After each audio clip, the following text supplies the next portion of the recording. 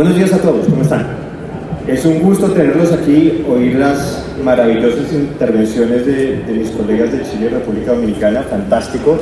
Y las preguntas del público, estoy muy honrado de moderar este panel con dos invitados de lujo.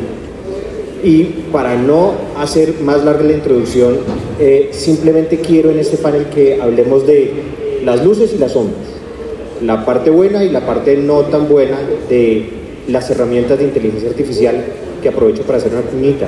Son herramientas, no son buenas ni malas en sí mismas consideradas. Un cuchillo te sirve para alimentarte o para matar a un cristiano, y el malo no es el cuchillo, el malo es el que lo usa. Entonces, por eso quiero resaltar una de las partes finales de las conferencias anteriores, la ética. ¿Cómo vamos a usar esas herramientas de inteligencia artificial? Entonces, la primera pregunta que quiero hacerle a los panelistas del día de hoy es: ¿cómo ha transformado el concepto de creatividad el uso de las herramientas de inteligencia artificial? Damos primero, Yesenia. Bueno, mil gracias por estar aquí, gracias por escucharnos, muchas gracias, un placer estar aquí con ustedes dos. No, cambió mucho.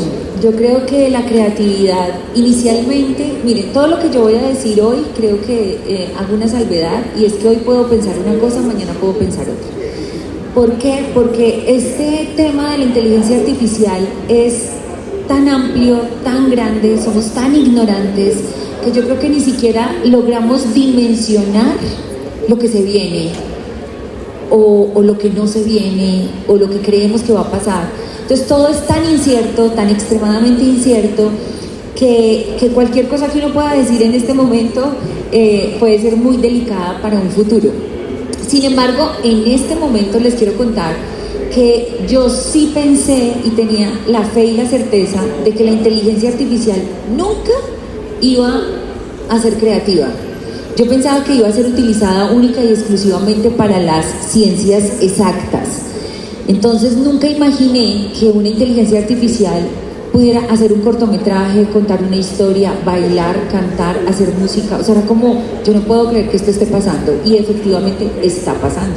En este momento la creatividad y el concepto de creatividad cambió completamente, porque antes era absolutamente catalogada hacia los humanos, éramos los humanos los creativos, y ahora las máquinas también pueden crear, y pueden crear contenidos originales, y pueden crear contenidos originales en menos de un minuto. Y uno realmente dice, por más que mi cerebro o mi capacidad creativa me dé, yo necesito salir a buscar ideas. Mi esposo es escritor y a veces se enfrenta a la hoja en blanco y nada le fluye, y entonces tiene que salir a encontrar historias, y resulta que la inteligencia artificial las tiene todas recopiladas. Pero lo que más me genera a mí como angustia un poco es que pueden generar cada promo, cada orden que tú le das a la inteligencia artificial te puede generar una idea original. Y eso sí, la verdad, creo que está siendo una dimensión altamente desconocida para nosotros. Tocaste el punto neurálgico, creo que de todo el seminario, es el concepto de originalidad.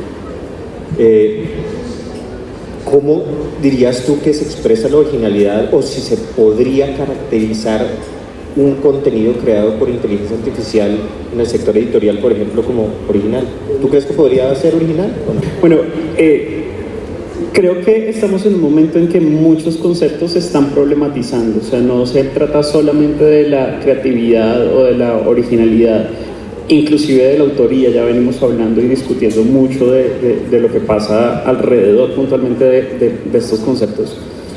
Pero también creo, del otro lado, que lo que ha pasado con las herramientas de inteligencia artificial es que se han supraespectacularizado, ¿cierto? O sea, han tenido como un tema de marketing fantástico, porque inclusive desde el nombre mismo, cuando hablamos de inteligencia, le estamos casi que humanizando, o le estamos dando un patrón de algo que es absolutamente humano, a simplemente pues un código, un algoritmo que lo que hace es identificar patrones para resolverte, digamos, algo. Digamos, tú le das una instrucción y eso te da una respuesta.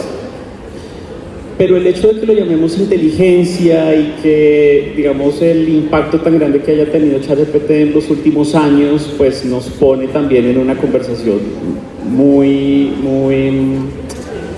contundente. Pero la verdad es que las inteligencias artificiales han existido desde hace más de 40 años y las tenemos además en todas, digamos, en la cotidianidad. No sé quiénes de ustedes usan las herramientas, por ejemplo, del teléfono, pero cuando yo voy por la calle, lo primero que hago es, si necesito hacer una llamada, oprimo un botón en el audífono y le digo a Siri, pues, que marque. O sea, eso de entrada es una inteligencia artificial. El corrector de ortografía en Word es otro tipo de inteligencia artificial, pero hemos llegado a un punto en que solo unas han tenido como ese golpe de marketing mucho más intenso y mucho más fuerte. Las creativas. Exactamente. Claro, cuando nos estamos enfrentando a modelos de lenguaje natural, justamente como ChatGPT o los Yesenia, como lo mencionabas hace un momento, estas inteligencias que ya están creando cortometrajes, que ya te están creando secuencias de video, entonces nos hacemos la pregunta, para volver al asunto de la originalidad y la creatividad. Pero es la misma pregunta que nos haríamos sin inteligencias artificiales cuando nos preguntamos si es original hablar del amor. O sea, ¿cuántos autores, cuántos creadores no han hablado de la idea de amor? Pero siempre volvemos al tema y el asunto no es tanto la idea como la manera en la cual se expresa esa idea. Entonces, seguramente estas herramientas apoyarán la labor creativa en la medida en que podrían dar ideas sueltas, pero creo que el trabajo de los creadores y de las creadoras seguirá con una impronta muy particular, porque pues ideas tenemos todos. Pero la manera en la cual expresamos eso, pues es lo que hace particular a cada una de las expresiones. Muchísimas gracias. Y aquí tocamos un punto importante, y es que hablábamos con Yesenia antes y que tú lo traes a colación, y es, esto no es nuevo. O sea, estamos utilizando herramientas de inteligencia artificial hace mucho tiempo. En la conferencia de Ana Carolina, ella hablaba del metaverso y decía, uy, esto estuvo muy de moda y hace un año todo el mundo hablaba del metaverso y ahora todo el mundo habla de inteligencia artificial. ¿Será que es un tema que está de moda o que está aquí para quedarse?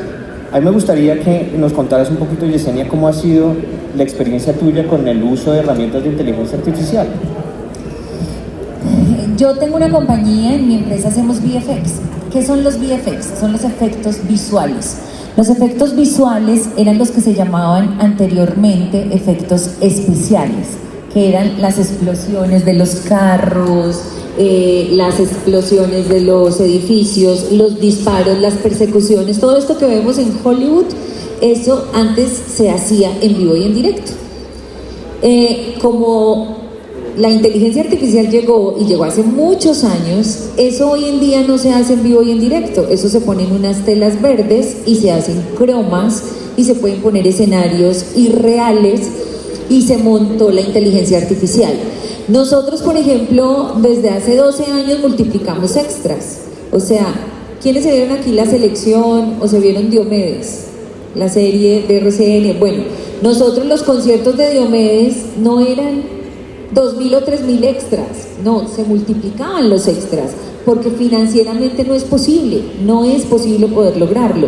La inteligencia artificial nos apoyaba en multiplicar esos extras, y eso se hace hace muchísimo tiempo. Digamos que no es nuevo, no es una cosa como lo estábamos diciendo ahorita, no es nuevo, ya se viene haciendo desde hace rato. Pero el tema era cuando yo podía escribir un guión o podía escribir el guión y mi idea. Ahora resulta que, por ejemplo, precisamente una de las cosas que pasó con la huelga es que los guiones ya los está escribiendo la inteligencia artificial y estaban llamando a escritores y a guionistas para que hicieran correcciones. Haz correcciones sobre este guión que ya nos votó la inteligencia artificial. Entonces, volviendo un poco a los derechos de autor y a todo el ejercicio, es cuando yo creo, para mí, cuando un producto es hecho en su totalidad por la inteligencia artificial, no puede tener derechos de autor. O sea, yo no creo que pueda tener derechos de autor. Yo creo que eso es un patrimonio de toda la humanidad y listo. ¿Por qué? Porque fue algo que se desarrolló a través de las máquinas. Otra cosa es que tú uses la inteligencia artificial en ciertos momentos. Por ejemplo, para el arranque del guión. De pronto me está costando mucho arrancar la idea y la inteligencia artificial me ayuda a arrancar la idea y a partir de ahí yo sigo. Que digamos que yo, esas órdenes que le doy a la inteligencia artificial sean un apoyo, pero que no sea la totalidad del producto, porque si ya es la totalidad del producto, yo creo que sí, ya empezamos a caminar en un territorio donde dentro de poquito vamos a hacer avatars todos. Bueno, aquí hay un punto importantísimo y es, la estamos usando hace mucho tiempo, estamos usando herramientas de inteligencia artificial para mejorar el contenido que ya se tiene, por ejemplo, con los efectos visuales, pero ahora empezamos a hablar de la inteligencia artificial generativa, cuando empieza a generar contenido. Y aquí viene la pregunta para Marco. Un ejemplo, en Japón salió un cómic, un libro de cómic que se llama Cyberpunk, donde su creador no tiene ni idea de dibujar, nunca ha dibujado, pero a través de una herramienta de inteligencia artificial con prompts, él logró crear este libro de cómics. ¿Qué piensas tú que debe ser, o cuál piensas tú que debe ser la reacción de la comunidad de creadores, la comunidad editorial, con fenómenos de estos? ¿Será que sí estamos en presencia de una nueva creación? ¿Será que, como dice Yesenia, por lo que hubo una intervención de una máquina, no debe haber derechos? ¿O todos esos miles y miles de prompts que el autor o que esta persona introdujo en la máquina para tener un resultado pueden ser considerados como una obra, como una expresión de originalidad? Pues justamente esa es como la gran discusión también en este momento, ¿no? Porque a pesar de que la inteligencia artificial te arroje un resultado, el esfuerzo creativo o lo que uno llamaría ese trabajo intelectual, pues viene en la medida en que tú como creador o como creadora estás sentada frente al computador, sentado frente al computador, dándole la minucia de las instrucciones a la máquina para que pueda arrojar ese resultado. Lo que pasa es que aquí ya comenzamos a ampliar las definiciones, ¿no? Cuando nos vamos a la ley entonces dice, no, el esfuerzo creativo se traduce, pues el esfuerzo creativo, si uno va a la ley, no necesariamente te dice que es la musa que llega y te visita a las 10 de la noche trasnochado, sino que hay una cantidad de elementos que se reflejan en un resultado. Entre esos elementos están por ejemplo, la fotografía, cuando el fotógrafo está pensando la iluminación, está pensando el vestuario, las posiciones, todo eso es como el trabajo mental que está haciendo esa persona para llegar a ese resultado. En la escritura es un proceso muy similar. Para que tú puedas llegar a un ensayo, a un cuento, a una novela gráfica, primero tienes que hacer una conceptualización de eso, desarrollar una serie de ideas y luego plasmarlo, puede ser en el papel o en tu ordenador. Yo creo que ese tipo de cosas comienzan a cambiar en la medida en que, por ejemplo, la novela gráfica que tú me dices, pues si el autor no tiene ni idea de dibujar, debe llegar al conocimiento también tan puntual para que ese aporte creativo sea decirle a la herramienta qué es lo que tiene que hacer y cómo debe hacerlo. Entonces, realmente no es que la herramienta piense por sí sola y diga, este es el resultado, a través de únicamente una instrucción tan sencilla como quiero una novela gráfica con esta trama. O sea, eso no va a pasar y se va a seguir afinando. Lo que pasa es que los trabajos dentro del sector creativo se van a ir modificando. Entonces, creo que aquí volvemos un poco a aprender a dar instrucciones, ¿cierto? Aprender a ser específicos con este tipo de códigos, porque entre otras cosas, las ideas generales, y ya lo hemos visto, pues te van a arrojar unos resultados que son realmente mediocres, ¿sí? Tú quiero una fotografía, una imagen de gatito, y a medida que vas elaborando el prompt se va deformando. Lo mismo pasa con modelos de lenguaje natural con ChatGPT. Entonces son transformaciones. Ahora, dentro del sector editorial, no digo que haya, qué sé yo, editores independientes chiquitos que no tienen músculo para usar herramientas de estas, por ejemplo, para hacer corrección de estilo.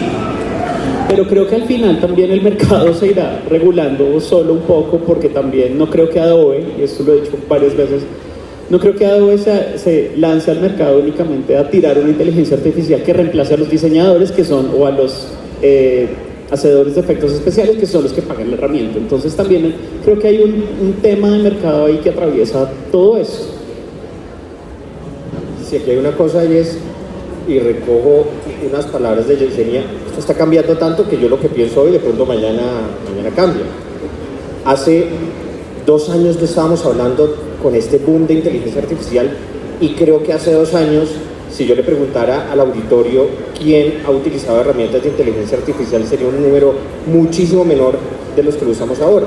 Y eso toca diferentes temas creativos, temas de derecho de autor, pero también derechos de imagen. Hablábamos con Yesenia hace un momento que en España, en un reality muy famoso que se llama Supervivientes, creo, acaba de contratar, si es que se puede llamar así, a una presentadora hecha íntegramente con inteligencia artificial. Y entonces empezamos a hablar un poco de las sombras de los derechos del uso de sistemas de inteligencia artificial, no solo sobre derecho de autor, sino también sobre derecho de la imagen.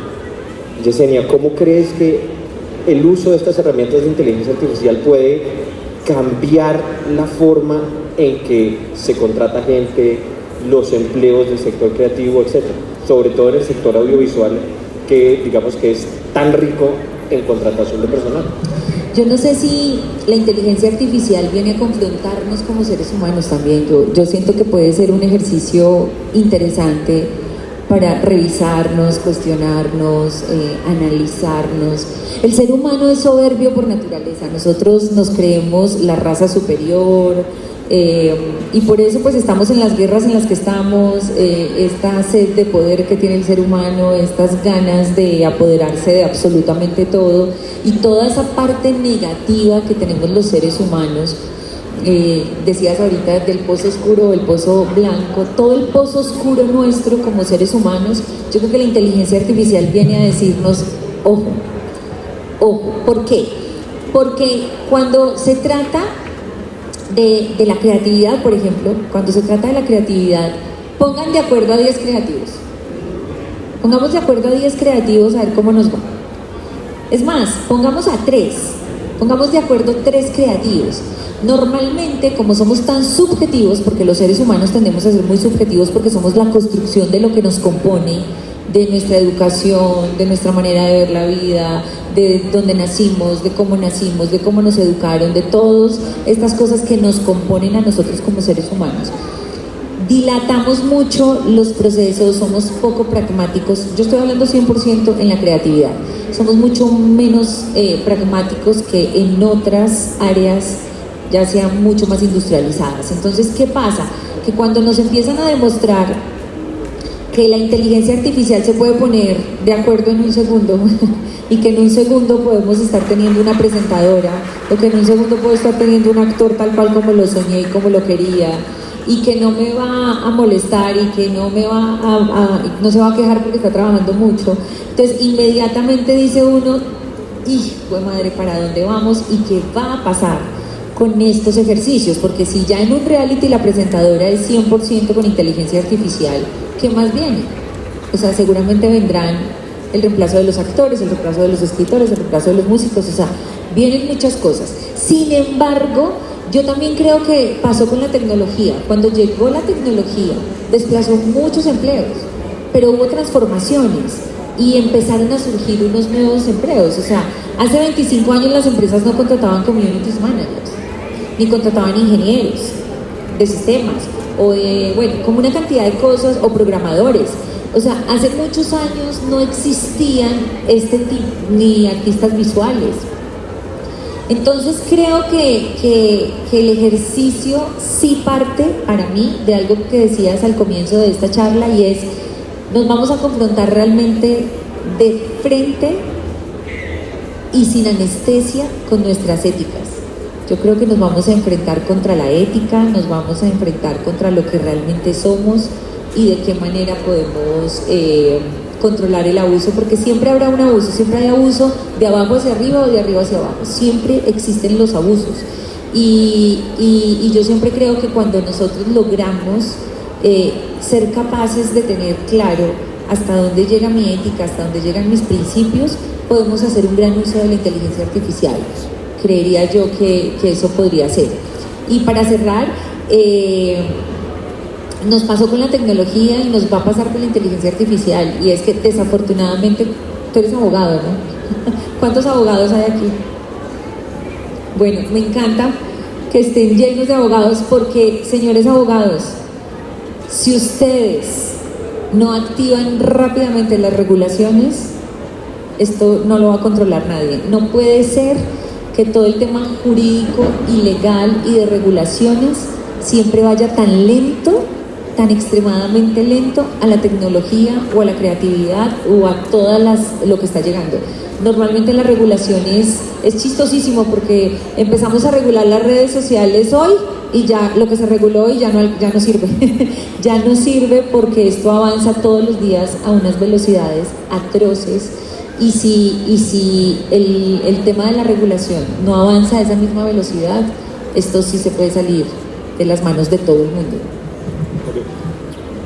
Como Yesenia se metió con los abogados y soy el único abogado del panel, entonces voy a salir un momentito de mi rol de moderador y simplemente dejarles esta idea.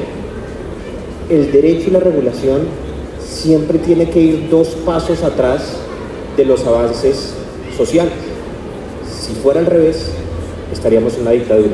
Simplemente les dejo eso para pensar. Pero que sea 2 pasos, no 200. A ver, yo que creo particularmente una regulación de este tipo. Regular un fenómeno que cambia tan rápido puede ser un riesgo. No sé si ustedes han oído la expresión de que Estados Unidos se lo inventa, China lo copia y Europa lo regula. Básicamente es lo que está pasando con la inteligencia artificial. Miren que la Unión Europea acaba de sacar el reglamento de inteligencia artificial que está basado en riesgo. Está basado no en negocios, sino en el mercado, sino en el riesgo que puede tener la inteligencia artificial, porque como tú decías, nosotros hasta ahora somos la especie dominante. No sabemos qué puede llegar a pasar con una tecnología que avanza tan rápido. Y ahí retomo algo que decía Marco. Cuando tú usas un instrumento, cuando hiciste la comparación con el fotógrafo que mira la luz, que ve la situación perfecta, el ángulo, y utiliza un dispositivo o una cámara para fijar su creación.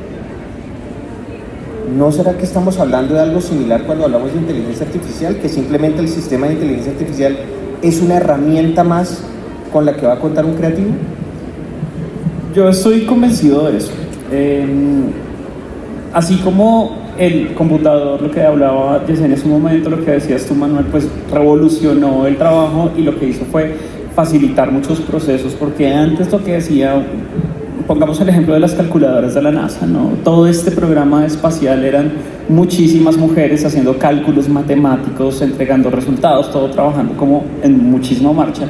Y luego cuando tenemos la primera computadora, que además fue como resultado, ustedes conocen la historia, Segunda Guerra Mundial, sale este sistema para desencriptar los mensajes, pues los procesos se volvieron mucho más fáciles. Entonces, claro, ya no son no sé cuántas mujeres haciendo cálculos, sino que es una persona que puede manejar un computador. Claro, alrededor de esto viene la discusión de los trabajos y la industria, y aquí quiero devolverme un poco a la pregunta anterior sobre el derecho de imagen, porque en efecto cuando hablamos ya de que dejamos de un lado las inteligencias de modelos de lenguaje natural como las que escriben texto, y nos vamos a estas que son ridículamente potentes, como las que hacen fotografía, las que hacen video con personajes que son absolutamente humanos, ya no tienen esos defectos de los 6 o 7 dedos de la mano, sino que cada vez se va perfeccionando más el modelo. Pues entonces entramos al asunto y en el sector audiovisual, por ejemplo, o en el sector de la moda, o en el sector de la fotografía, ¿qué pasa con los modelos y las modelos?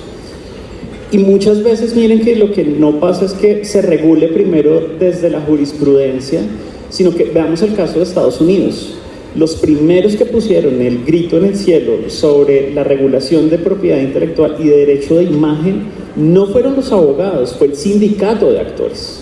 Y alrededor del sindicato de actores lo que se dijo fue: de nuestras cláusulas se excluye el reemplazo o uso de imagen de nuestra imagen para las series. En este caso, en este momento también en el sector editorial se habla mucho del uso de inteligencia artificial para los audiolibros, con voces de personas que pueden ser artificiales, y ya nos estamos volviendo a eso. Entonces no, supongamos, queremos traer la voz de Gabriel García Márquez para narrar En agosto nos vemos. Es muy posible, pero entonces, ¿cuáles son los derechos que se comprometen ahí? Y ya no está García Márquez, bueno, los herederos están ahí para decir, no, oiga, no me haga esto. Pero a lo que voy con todo esto es que no necesariamente es el abogado, y yo comparto tu posición, Manuel, que si estamos muy adelante, entonces entramos también en una discusión sobre la democracia.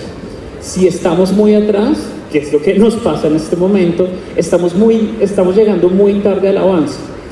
Pero tal vez no sea un asunto de abogados y de legislación, y creo que los marcos globales de la legislación siempre van a estar atrasados en todo. O sea, nuestra ley de propiedad intelectual o de derecho de autor tiene 30 años, y en 30 años han pasado muchísimas cosas. Entonces creo que un poco es la regulación del mercado, pero también de los actores en ese mercado. En el caso pues del audiovisual, los actores, directores, etcétera. En el caso de lo editorial, autores, editores, fotógrafos, ilustradores, etcétera. Cuando nosotros ponemos de plano eso y decimos pilas con nuestros contratos, pilas editoriales con esos contratos, pilas con la monetización, es cuando se va regulando un poco el asunto, creo yo. Claro, y una vez más, extrañamente, llegamos a la parte ética, que es lo que tú estabas diciendo. No sé si aquí hay algún fanático de Star Wars, pero ¿sí? Por supuesto. Muy bien. En Rogue One, si me estoy equivocando me dicen, en Rogue One utilizan un personaje que es el almirante Tarkin, que había muerto hace muchos años, y lo reproducen digitalmente. Muy pocas personas se dieron cuenta que era una reproducción digital, que en realidad el señor estaba muerto hace un montón de tiempo. La pregunta que yo tengo, el hecho de que la técnica te dé la posibilidad a ti de resucitar personas, de crear con la imagen de un actor que ya no existe, ponerlo a actuar, o yendo más allá, algo que tú decías, utilizar una voz que se parece a la de alguien más, utilizar un estilo, si estamos hablando de arte. ¿Será que eso ataca los derechos de propiedad intelectual, o por el otro lado lo que hace es fomentarlos y crear más cosas? No, qué pregunta tan difícil, porque cuando se trata de resucitar a alguien que está muerto, qué dicha, pero cuando se trata de multiplicar a alguien que está vivo y no le están pagando, pues es muy duro. Entonces, es como, no sé, es muy complicado, es demasiado difícil, porque si a nosotros nos pasó con una productora. Hicimos una primera temporada de una serie, y en la segunda temporada el actor tenía una escena, porque él había muerto en la primera y había que como reproducirlo en ciertas partes de la segunda temporada como un fantasma. Entonces realmente el actor era como su imagen en ciertas partes y ya. Ese actor cobró tanto que era imposible. O sea, era imposible pagarle por eso de esa manera. Era como, estás cobrando como si fueras a trabajar toda la serie, 12 horas diarias. Pues el departamento jurídico revisó y resulta que en el contrato que él había firmado en la primera temporada, él había cedido todos sus derechos y todos sus derechos de imagen, y a nosotros nos dijeron, reproduzcanlo, hagan inteligencia artificial y lo vamos a reproducir en la serie. Eso incluso pasó antes del paro que se generó en Hollywood, porque creo que Hollywood ya lo empezó a regular, porque efectivamente pues tú firmas tus derechos en una producción, y Silvia Durango no le pertenece a Yesenia, le pertenece a RCN. O sea, los derechos de ese personaje son de ellos y ellos pueden usar ese personaje. Y yo, muchas gracias, hasta luego. Entonces, ¿hasta qué punto eso funciona o no funciona? Entonces yo, la verdad, vuelvo y les digo, yo siento que la inteligencia artificial lo que nos va a permitir a nosotros es generar una autorregulación y revisar que a veces, si tú estás cobrando mucho, también haces inviable la producción, la haces inviable, pero que podamos llegar a unos acuerdos en que tú puedas hacerlo con inteligencia artificial, y lo que me decías ahorita, yo me quedé durmiendo en mi casa, pero que reciba por lo menos algo de que estés usando. Entonces, yo no sé hasta qué punto el tema ético es el que nos tiene que confrontar a nosotros. O sea, yo como productor voy a usar tu imagen, y qué tanto fruto le voy a sacar a esa imagen, y qué tanto de eso quiero que todo sea para mí. O me parece bien que yo pueda compartir eso contigo, así tú no tengas que usar de tu tiempo. No sé, creo que la verdad, vuelvo y les digo, hoy pienso una cosa, mañana pienso otra, porque no tengo ni idea. a dónde vamos a llegar con esto y de qué manera nos vamos a regular para que esto sea muy provechoso y muy fructífero para todos y que podamos pensar en colectivo, porque yo creo que si pensamos de maneras individuales nunca la vamos a lograr. Aquí llegas a un punto muy importante y es el punto del equilibrio. Las ventajas que puede traerle para una productora, para reducir costos, para tal vez mitigar caprichos de algunos de los participantes, pero por el otro lado tenemos la remuneración o la recompensa a la que tiene derecho un creador, un artista o una persona que simplemente está prestando su imagen. Ese equilibrio es muy esquivo, no solo en la parte de creación y propiedad intelectual, derecho de autor, sino alguien hablaba aquí de biopiratería y bioprospección antes. Cuando hablamos de inteligencia artificial y cómo se está utilizando en esta parte de bioprospección, también es una cosa increíble y hay que balancear unos intereses. Marco, ¿crees tú que la irrupción del uso de las herramientas de inteligencia artificial rompió por completo ese balance que se buscaba, o por el contrario da más instrumentos a los creadores para lograr ese balance? Yo me quedo con la primera frase de ella, sí. Es que es una pregunta muy difícil. Es que mientras los escuchaba hablar y mientras te escuchaba a ti, Yesenia, hablar de cómo esta persona cedió sus derechos de imagen a este actor, también me preguntaba de lo desprotegida que están los actores más vulnerables de la industria cuando se trata de sus contratos, por ejemplo. Porque si a mí me dicen, cediste derechos de imagen, yo digo, no, yo no puedo ceder los derechos sobre mi cara, yo no puedo ceder los derechos de mi cuerpo, o, en fin, hay de pronto unos derechos sobre la interpretación de ese personaje, pero digamos que una persona que simplemente firme un contrato y que no entienda muy bien qué le están diciendo en esas cláusulas va a llevar siempre las de perder. Entonces, como que creo que también desde las diferentes industrias creativas tenemos que comprometernos más con hacer el esfuerzo de qué es lo que, digamos, ese trabajo en el cual estamos, la legislación que soporta o que hace el marco general para el funcionamiento de esa industria. Porque aquí en las industrias creativas pasa una cosa muy curiosa, y es que los autores no quieren entender nada de derecho de autor ni de propiedad intelectual, les da pereza, les da mamera. A muchos abogados también les da mamera el derecho de autor. Entonces son muy pocos los especialistas o las personas en el país que definitivamente quieren irse por este lado. Entonces tenemos como este desbalance viene inclusive en el entendimiento del marco legal en el que estamos. Entonces, por un lado eso. Por otro lado, tenemos el asunto de ceder mi imagen, o sea, el hecho de esa transacción por ceder mi imagen versus tener la propiedad sobre unos derechos de interpretación y que eso se vuelva obra derivada. Y entonces ahí también tenemos como esta otra discusión que no sé tampoco a dónde irá a llegar, sobre, bueno, no, pero es que pues sí puede ser su cara, pero lo que estamos aplicando acá es la interpretación de su personaje, ¿no? Y sobre eso sí tenemos derechos. Entonces uno dice, de nuevo, estamos dejando desprotegidos a los actores, que además en Colombia particularmente, bueno, creo que en todas partes del mundo, en muchas partes del mundo, pero tienen muchos problemas de ingreso, de seguridad social, etcétera. Entonces creo que hay como que otra cosa a pensar.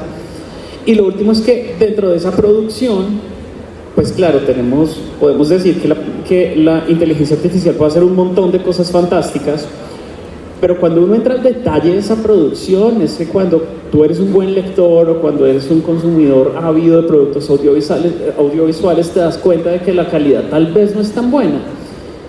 ChatGPT, cuando comenzaba uno a hacer estos juegos, tenía una estructura textual súper clara.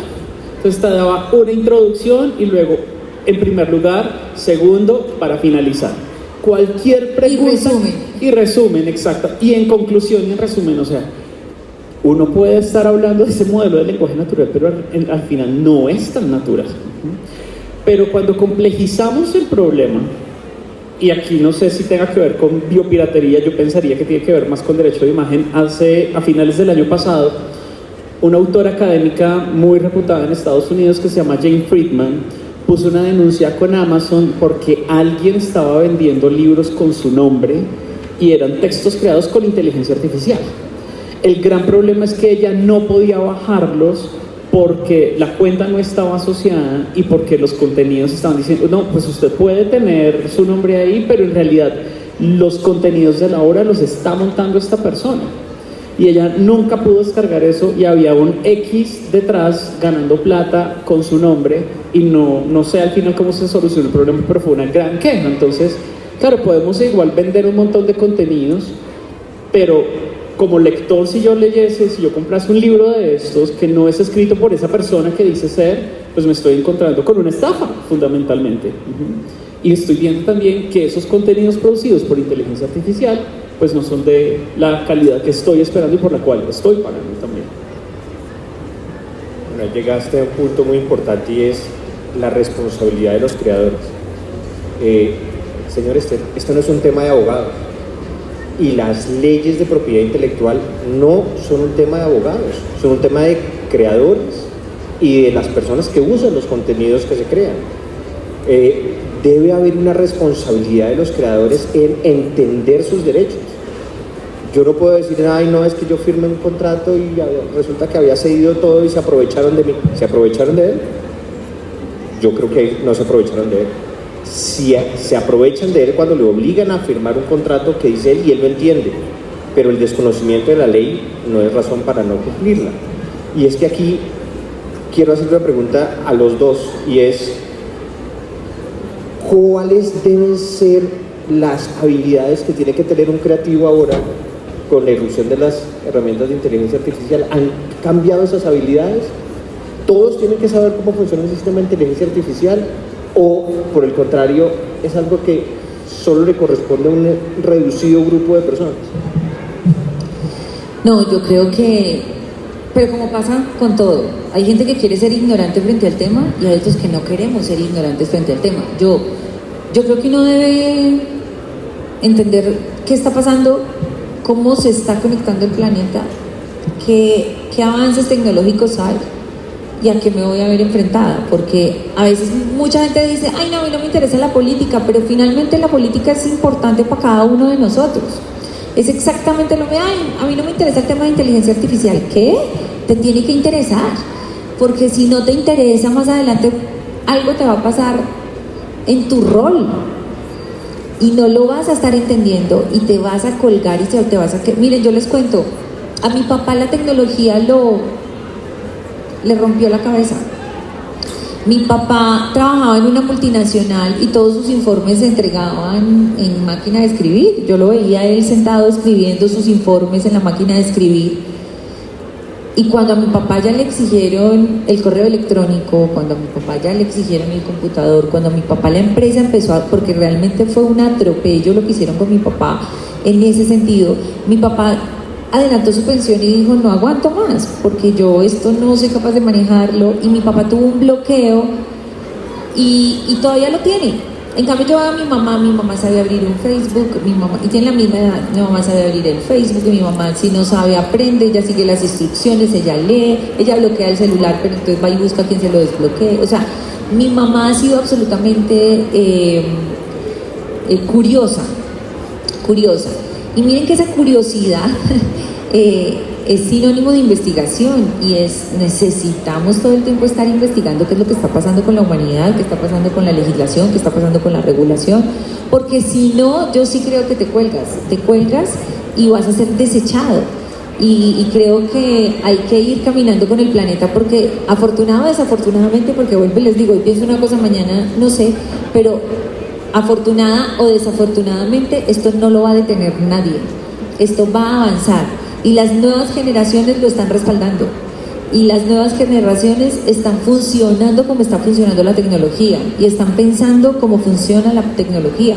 Yo he escuchado a muchos papás decir, es que no entiendo a mi hijo. Por supuesto que no entendemos a nuestros hijos, porque nuestros hijos están pensando distinto, se están comunicando diferente, su hábitat es distinto, porque el papá está educando como lo educaron a él, y no puedes educar como te educaron a ti. Tú no tenías redes sociales, tienes que educar hoy en día como se debe educar, y de la manera en que tengo que comunicarme con mi hijo, porque si no, entonces los niños van a seguir suicidándose, nadie los oye, nadie los entiende, y uno ve a los papás diciendo, pero es que ¿qué hago? Es que no lo entiendo, es que no sé. Pues por supuesto que no lo entiendes, porque no has querido romper tu cabeza y abrir tu cabeza, e investigar qué está pasando con el mundo, y qué está pasando con los jóvenes hoy en día que están absolutamente sumergidos en un mundo tecnológico.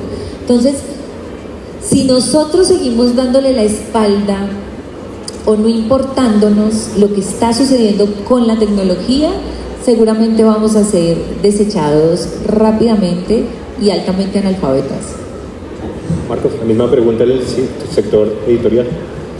Estoy tratando aquí de correr porque... de correr en el teléfono, quiero decir, porque es que hace unos meses salió un artículo del País justamente sobre eso. Y a unas cifras, sino que quería corroborarlas, pero creo que decía que la inteligencia artificial iba a generar 1.500.000 nuevos empleos, pero que en el resultado del ejercicio se iban a perder 2 millones de empleos. Esto nos pone de frente a un problema muy grave, y es justamente esa capacitación que vamos a tener frente a las inteligencias artificiales, ya que me preguntas sobre las habilidades. Yo creo que se necesitan varios tipos de habilidades. Evidentemente las habilidades técnicas. De nada me sirve tener un super Mac de última tecnología con las licencias más recientes de Adobe si no soy capaz de entender el funcionamiento o agrandar la imagen en fin, o ponerle color, etcétera. O sea, independientemente del sector en el que estemos, necesitamos alfabetización tecnológica.